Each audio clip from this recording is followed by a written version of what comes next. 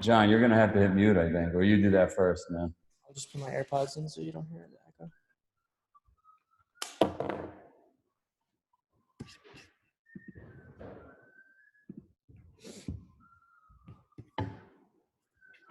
Dallin, what day is it? Day 47. After Noah for 7. We figured out last night, my kids have been walking up the mountain every single day for over 40 days. It's awesome.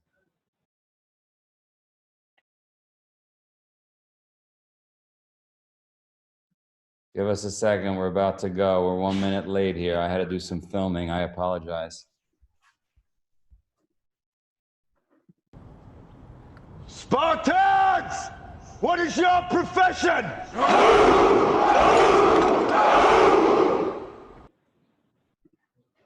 All right, let's go around the world. What do we got, Dallin? Give us the news.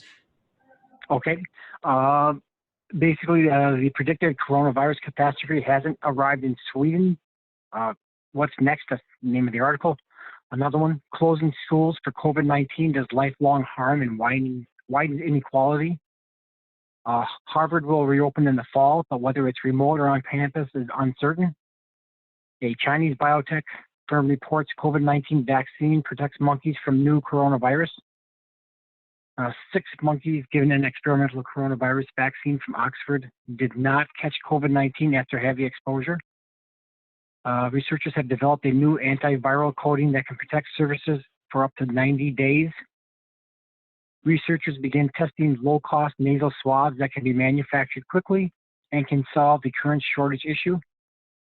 Surgeons have helped create a new process for disinfecting and reusing N95 masks, which can help solve the problem of supply limitations.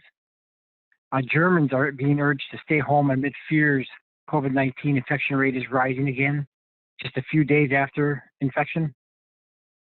Startups develop systems that can detect fevers remotely in people near hospital front desks by using artificial intelligence to screen for potential COVID-19 cases. And that's the news, Joe. You're awesome. We going to Japan? Emily? Yes, a little sentimental one for me today. So I've been doing this report, with you guys for like 46 days. So, got to talk about different things. Something special happened to me today here, very meaningful. If I was my normal self, I might get teary. But for those that don't know, I work with Mike Goodwin and David Watson in Asia, along with Fusako Kasai, who's on this call but doesn't speak. We set up the Spartan market in Japan, alongside a little help from Joe, anyway, about 3 years ago. And, the Japanese Spartans are fanatical. We have packed races, thousands and thousands pack into our venues. Our heats are packed. The energy is palpable. They love the brand and they're dedicated, right? And I, along with my team, devote, up to 16-hour days with our brand. And we call it our brand, even though it's Joe's. We love it. And he knows that. We love our brand. Now, even though we've been in dormancy, and I felt we were in dormancy, I'm used to being in this brand all day, every day. But today I took my teens on a walk, 14 kilometers through the city, which is actually easy to do. And we actually saw a young Japanese guy wearing a Spartan finisher shirt. And of course, I took photos and you do see them around town, of course, but I really needed to see that today. And it instantly gave me hope. It switched something on inside me. I sent the photo to all my team in Japan. I've got hope now. I've got hope. We are going to bring back the races. And can you imagine being on that first start line, post all of this? It's almost going to be worth it. I really think that it's almost going to be worth it when we start again. And one of my famous sayings is life starts at the finish line, right? So I can't wait to be at that finish line again, watching those transformations. Thanks, guys. You get emotional? That's a shocker. Hey, let's go over to Watson. What do you got? That's great. I can't wait to be on the start line myself. You'll recall I gave an overview, guys, of tracing apps a few weeks ago, and that Singapore's Trace Together app was one of the first of its kind. And the government here said it need around 3/4 of citizens or even everyone to download the app to be effective.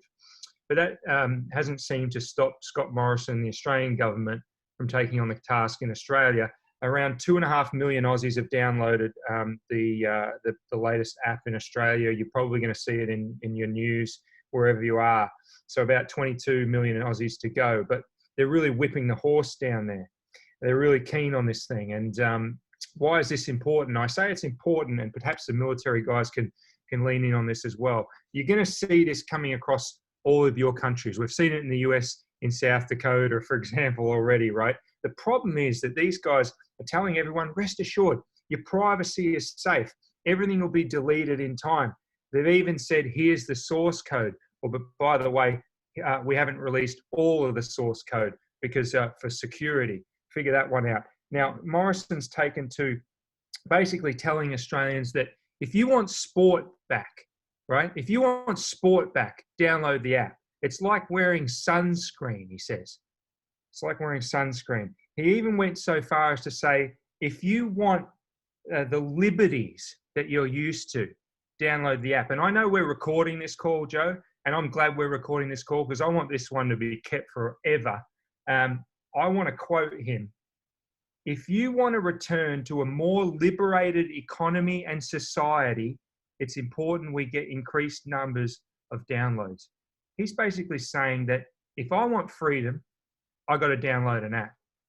I don't know about you guys, but I think that is that's extremely worrying. And he's deleted that from his Facebook page, by the way. It's hard to find the video of that. I had to dig into the transcript. Finally, Joe, I've got an interesting stat. Two things. Number one, the Law Council of Australia has said, because all the data sits in Amazon Web Services, that can be subpoenaed. That data can actually be sent over to the US. Number two, I did a calculation. We've got about 1080 cases in Australia right now, population 25 million. Let's say 50% of Aussies download the app, right? I calculate about a 1 in 500 chance that you cross somebody who's infected who has the app. Now, Joe, you're a New York Times best-selling author. I've got a better chance of being a New York Times best-selling author like Joe De Sena than crossing somebody who's infected with the app. I've also got a better chance of dating a millionaire, being born with 11 fingers and toes, or falling to my death. Yet I'm being told by the Prime Minister of Australia, download the app. It's important. Thanks, Joe. How you really feeling, David? I'm fired up. I'm so fired up about my country. I'm just kind of reminds me of 1353 when there was great year. It was a great year. Here's the 1353. Hey, let's go over to a good one. Hey, David, just like in that great movie, Team America, World Police, freedom ain't free. So that's exactly what's kicking in there. Great scene, great movie. Leigh can't be on the call, but she's got some very, very good news to share. She's extremely excited. I haven't seen her this excited since they hit the 50,000 adult registration mark and 49,000 kids. Again, Emily was sharing how excited we are about the Japan market. Just for folks on the line for perspective, China is our largest Spartan market, and it's just huge. And the kids market is massive. Again, almost 50,000 adults. So we're missing that business. But she says, quote unquote, great news. The National Congress is confirmed to take place in Beijing on May 22nd. Beijing is released from first order pandemic reaction. Travelers from low risk areas, like most areas in China, to Beijing will not need to quarantine for 14 days. If everything goes accordingly, we will not need to wear masks starting on June 1st. She's off to see a client to close a sponsorship deal, and is looking like very, very positive and very, very soon to be game on back for Spartan. So inspiring stuff there for sure. Just another tidbit on Indonesia. Indonesia is a land of entrepreneurs. I was working for BlackBerry for about 5 years, spent a lot of time in Jakarta, tons of entrepreneurs there. But obviously anybody who is deaf, they read lips, right? So with these masks now, how are we supposed to understand somebody who's a lip reader? So they've created masks now, which actually has the see-through plastic area in front of the mask, so you could actually see what the person is saying, and it's still incredibly hygienic. So neat stuff out of Indonesia, which of course is getting plummeted and nailed in horrific medical systems, but hey, that's for another day. Thanks everybody, have a great day. Thanks, Mike. Joe's in the bathroom, so we'll keep the train rolling. Veer, you're next. Veer, are you on? Nope, Veer's not on. Do we have someone from the UK? Michael V. Cool, thank you. Morning, everyone. One piece of interesting information coming out of the Ministry of Defence in the UK. The Defence Science and Technology Laboratories are looking into an active ingredient in mosquito repellent, of all things, which they believe has properties known to destroy coronavirus. So they're exploring whether or not it will have an effect on the COVID-19 strain. And a piece of good news is the Prime Minister Boris Johnson has announced the birth of his baby boy. And that's it from the UK. Thank you. Florencia? Yes, good morning. We have in Costa Rica, again, the help of 7 Indian communities in Talamanca in Costa Rica, which continue to help people from the city feed themselves, the people who are in dire need of food. They have cultivated all sorts of delicious things and taken them to the city so that they can help with the current crisis. And the top leaders say, well, we want to give back something from all the help that we've received throughout the years. So that's really positive. And also, lockdown will be moved to the 15th of May here in Costa Rica. So that's a bit of a change because it was supposed to ease up this Thursday. And that's all from Costa Rica. Thank you. Thanks, Florencia. Mariano? Thank you. Good morning, everyone. In the last 24 hours, 835 people died in South America. A record number for the region, almost double the number compared to the previous 24 hours. Mainly, the number was driven by Brazil, which reported more than 500 deaths yesterday, the highest number since the pandemic began. The country Brazil is beginning to unleash a major crisis, major political crisis, which we've been talking in the last days. The number of infections and deaths is skyrocketing, and the president continues to downplay the situation. The country exceeded yesterday the 5,000 death. Yesterday we talked a little bit about the airline situation, mainly because it's airlines are critical for restarting a normal life, but mainly for our business. We have lots of destination events, and we depend on the functioning of the industry. And although the airline situation is very fragile worldwide, in our region is particularly fragile because of the size of the business and because there is no government support at all, at least formally announced yet. As for passenger transportation, only Mexico and Brazil maintain a certain volume of movement, and Chile allows domestic flights. In the rest of the countries, there are no activity at all. And in recent days, particularly a particular situation arising in Argentina. Our country adopted one of the toughest policies in the world with respect to commercial aviation. The country implemented a restriction to prevent the ticket sales until September. Airlines speakers said yesterday that the industry is at risk and more than 300,000 jobs will be lost. And this is obviously affecting all the tourism industry, which is really huge in the region. In terms of the numbers, Brazil, Ecuador, Peru, and Mexico are the 4 countries with the highest numbers and number of deaths per million. So this is all for the region today. Thank you.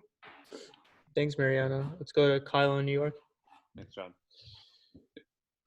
interesting fact for me this morning. I read a study yesterday about antibody testing and some of the first verification of antibody tests that are being rolled out. And initial assessments read that some of these antibody tests are throwing false positives at a rate of up to 15%, meaning that people who take the test, get told that they have the antibodies, are in fact, 1 in 7 of them being given a false reading on that, which could lead people to believe they've got some degree of immunity when actually that hasn't come through. So, as we continue to look at means to reopening and pursuing a path of getting our economy and certainly our events back to normal, antibody testing is going to become a big piece of that, and getting those tests ironed out and working in a way where we have faith and confidence in them is going to be critical to that.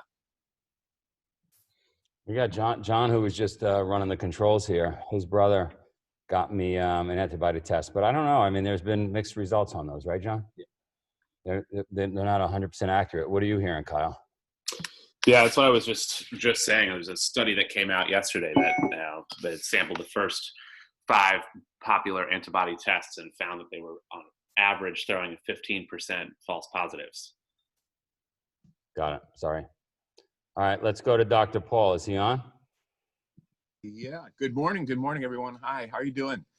I was off doing a lot of research yesterday and actually came across a couple interesting things I got to tell you about. So I've been learning about the people here on the Zoom call, a couple of which are very interesting. One is a gentleman who actually was on the Stephen Colbert show, and I think you know him. Does everyone know who that is?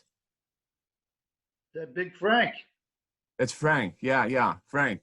So I did a little deeper dig, and I discovered a typographical error in one of the announcements for Sergeant Major there, Command Sergeant Major. And the spelling typo is the word MERRITT. So I had to write to CENTCOM, and I told them to fix that typo in the announcement. So when you Google that, hopefully they'll be corrected for you.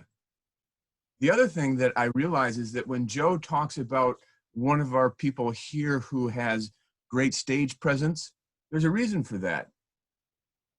This gentleman has a degree in film and went to film school and learned about screenwriting before he actually went into business and marketing. You know who that is? David Watson. It's David Watson. Yeah. So I am learning tons about you guys, and it's fantastic. There's a lot going on out there. So a couple of things today I want to mention. One is that there's a group of citizen scientists.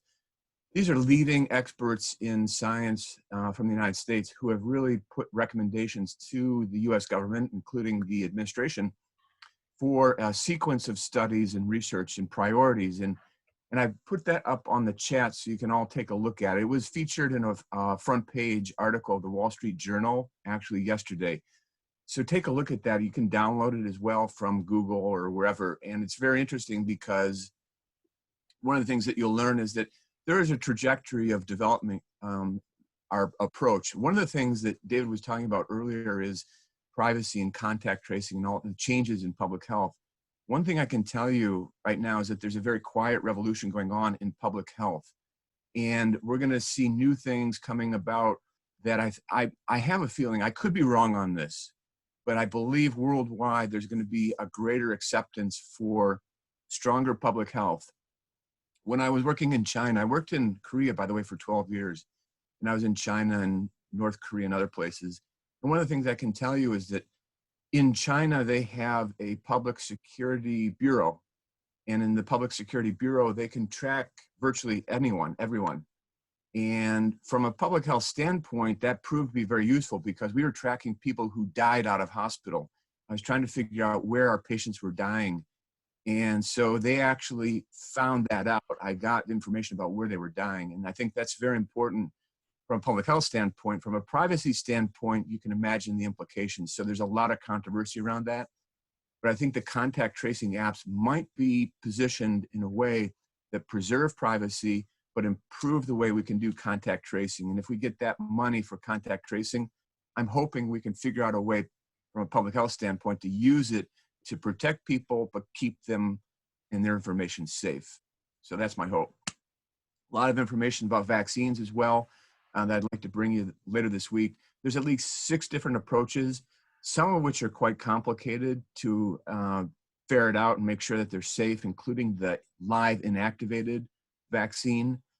That approach really needs a lot of in-depth research to figure out if they're safe or not.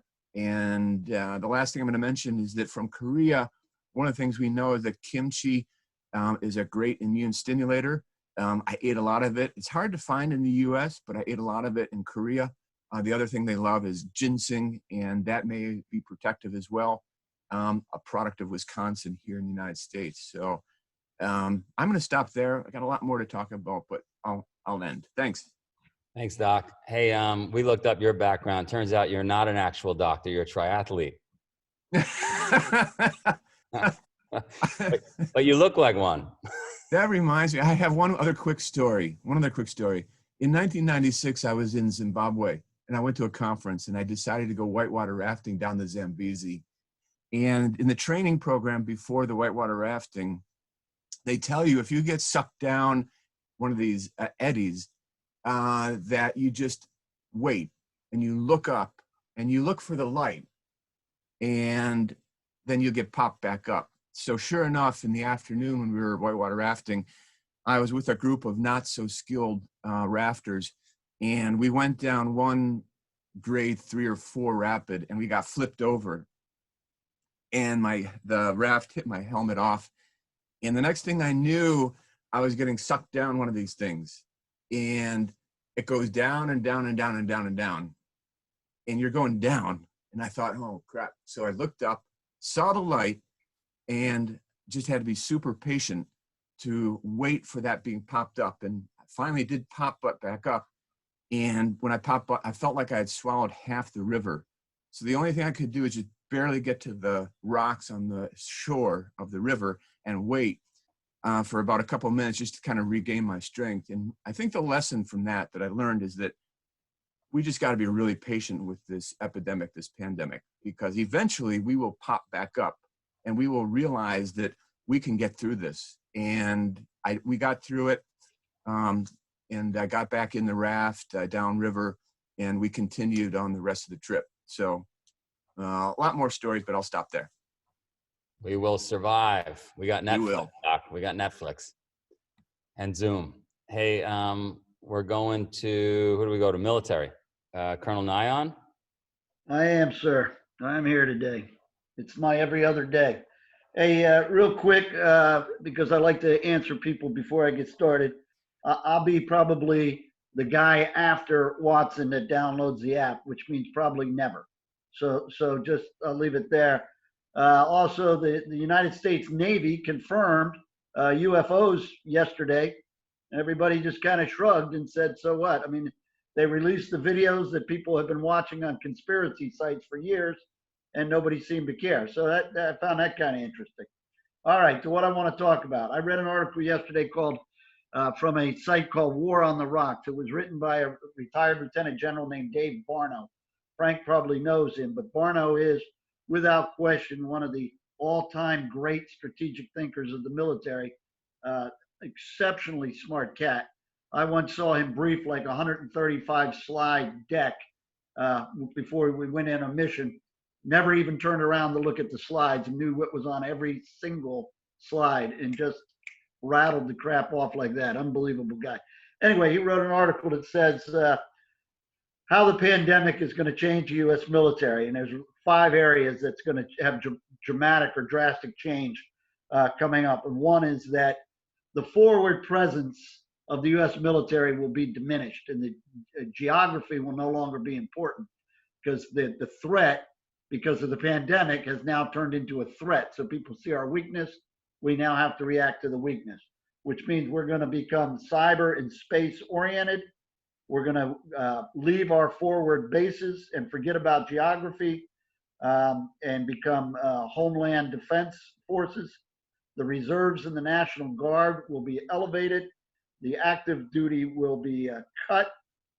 Their end strength will be cut, and the prestige of the U.S. military will be cut because doctors, nurses, other first responders will rise accordingly. So the U.S. military and its budget will be essentially halved. Now that's never happened before, so I doubt it, but we'll see. Like I say, he's a smart guy, and this is how he sees the military responding to this threat. It'd be awesome if we could somehow get the military to work with the public sector to get everybody fit and ripped and doing burpees. Like that would be an interesting investment. It would be interesting for the military. If you've noticed, they're not the fittest cats on the planet. No. All right. Thank you, sir. Command Sergeant Major. Good morning, Joe. Tim, great article from old Dave Barno. Good man. Hey, Dr. Kilgore, I can't believe you're just, blowing my cover as such, but good job of a little intel gathering there. Hey, to everyone out there, a recent article that was in actually an interview on CNN and in some of the larger newspapers that I'm surprised no one's picked up on. There's this claim by this conspiracy theory dude that an Army reservist, United States Army reservist, she's a young sergeant first class in the reserves. She works on Fort Belvoir. Her husband's a retired Air Force officer that works in the Pentagon. But during the recent military games that were sponsored by China, and those are supposed to be a goodwill military games. Well, to get to the bottom of this, supposedly there's this conspiracy theory that the Sergeant First Class Benassi, who competed in bicycling, was the actual ground zero person who brought the virus to Wuhan. These games were conducted in Wuhan, China. So again, as I always talk about messaging and information warfare, you can't make this stuff up. So now the Chinese Communist government is claiming that it was an American reserve soldier who brought the virus to China. And it was an American conspiracy character who, because of our First Amendment rights and all that, just can't be hammered for starting this conspiracy. But if you Google this, you could get some great articles to include from everyone's favorite channel, CNN, all the way through the U.S. Military Times and all that. So with that said, one other point of strategy here. It's amazing when we look at China and the strength of the economies and all that, but in the United States, we actually invest more in Southeast Asia than we do in China. Actually, our investments in Southeast Asia, that includes Vietnam, Singapore, Malaysia, Indonesia, and so forth, it dwarfs what we do in China. And Indonesia, for instance, when it comes culturally, I mean, they're in the mode right now of trying to mirror our U.S. Army when it comes to their equipping and tactics. So just keep that in mind as things, change differently around the world once this pandemic is over, and we look at China for what it really is. And Japan, for instance, as I do time in Japan with some of my leadership developments with military officers and NCOs, what is Japan going to do now with its constitution and its forward deployment of troops and so forth, and the money it spends on defense, instead of being under the umbrella of the United States and some of our other, foreign partners in that area. And I'm going to leave you with this. Joe, I think I spoke incorrectly the other morning. You asked me about if Iraq and STAT countries, who'd be on top militarily. I think I just jumped in there and said that, we've got a little bit of a bloody nose of this COVID-19, but, we are the firm power projectors in the world. Well, it's beyond the United States. If you look at the United States, the way we do business since World War I and II, it's with our allied forces and our partners. So it's not that the United States is the firm power projector, it's the free world, and those forces that operate together will be always on top. So that's my thoughts of the day. All the best to y'all out here. Thank you, sir. Hurrah. Hey, Craig James, Mr. Negative, we on? We're on. Good morning, guys. Just quick, I know there are probably a lot of people out there that looked at PPP and/or applied. Steve Mnuchin came out yesterday and suggested that anybody that has a PPP loan of greater than $2 million, and those of you that were fortunate enough to get a large PPP loan, automatic audit, and if you took money and you it was determined that you could have accessed money in other sources via the capital markets. They want their money back, and they want it back by May 10th. So if you're watching and you got greater than $2 million as a small business owner, you should take heed. The other thing I'm going to say real quick, and I don't know if I can share the screen, Joe. I'm going to try. No, maybe I can't share the screen. No, we looked at Google earnings, and the reason you care about Google earnings, even if you don't own Google, is we've talked in the past. The top 5 stocks in the S&P 500 comprise 20% of the index. So when you wake up in the morning and you say, I wonder what's going on with the market, 20% of that index is explained by 5 names. One of those names is Google. And they came out, and I don't know, Joe, if they gave me screen access, they didn't. You know, they beat on the top line, they beat in terms of operating margins, and really what Google is no longer an internet ad story, it's a cloud services story, and they're going up against the likes of Amazon and Microsoft for that business. It is now, if you can believe it, Google is considered a growth story. So we talk about that and we break that down. If anybody's like, man, I really want to talk stocks, we talk for another 20 minutes on this, and we'll do that at 7:30. Thank you. Cool. Yeah, check out Craig. He's trying to become the new David Watson of stocks. We're going to have him at 7:30 on Zoom, right? That is damn near impossible. So give me a goal that I can achieve. All right. Patrick, you on, Mr. Positive? Yes, sir. Joe, I am. And listen, I was looking at Massachusetts data because Charlie Baker came out and extended our lockdown for another 2 weeks, which of course I'm not a fan of. But I looked into his data, and apparently he's using a model that was developed by Massachusetts General that said if we don't keep the lockdown on, we might have a surge in cases or deaths from 5,000 to 40,000. So I obviously went in and I'm looking at this model this morning, and they have a hospitalization rate of 31% in this model for Massachusetts, which is fairly odd because only 7% in Massachusetts are actually getting hospitalized. So again, if you really want to, you can sort of manipulate these figures and show the worst case scenario. But you know my frustration that the models that they're using are all very general, not region specific, and how they got to this is beyond me. But listen, things are looking good. Thank you, sir. We got to go to Olin very quick. You got anything, Olin? Hey, good morning, guys. Emily, I just want you to see I have my Spartan shirt on today, okay? So there's other people out there spreading the brand, and it's a great one. I'll keep it brief. Tough times never last, but tough people do. That's from Dr. Robert Schuller, who's an evangelist. I'm not a subscriber to him, but it's a great quote, and I think it applies to all the people on this call. And I totally agree with Emily that once you come back, all these things are going to feel so much better that I just hope everybody keeps it positive, because this has been the great reset. I think it was Freddie Mercury that said that this is the great reset, our own Freddie Mercury. And I do believe that people are just going to appreciate things more going forward. We got the Fed at 2:30 today. You'll see Jerome Powell come out and probably say some more things. So don't fight the Fed, as they say. And I think things are looking fine on the finance front. Have a good day, guys. Thank you. Nick Morris, you're going to have to take over, Nick. If PPP wants their money back, I'm fucked. Sounds good. Well, yesterday in the market, the little guy won. There was a rotation out of tech and large cap and into small caps. The Russell index, which is a small cap index, up 1.26%. S&P down 50 basis points. NASDAQ down 1.5%. That's basically in the market right now, the pain trade. People are long or overweight tech and large caps, and short and underweight small caps and mid caps. Saw that in industries. Malls were up. Mall REITs were up 11%, housing up 8.5%, airlines up 8%, credit cards up 8%. In contrast, FANG names down 2.8%, and any of the tech names, internet names down 2%. Good news is Starbucks says they expect China comps back to pre-crisis levels by the end of September, and they plan to have 90% of the U.S. locations open by the end of June. Today, futures are up across the board. As Bill said, FOMC and Powell today. First quarter GDP comes out. Don't look at it. It's going to be nasty. We have earnings continuing. Last note, I went out the other day and wore a mask for the first time, and my biggest takeaway is my breath stinks. So if I've met any of you and melted your face before, I apologize, and thank God this is a virtual meeting. You guys are awesome. I'm going to do the workout. Nick, are you in? All right, let's go do it. Olin, I'm sure you're going to get on that silly Peloton, right?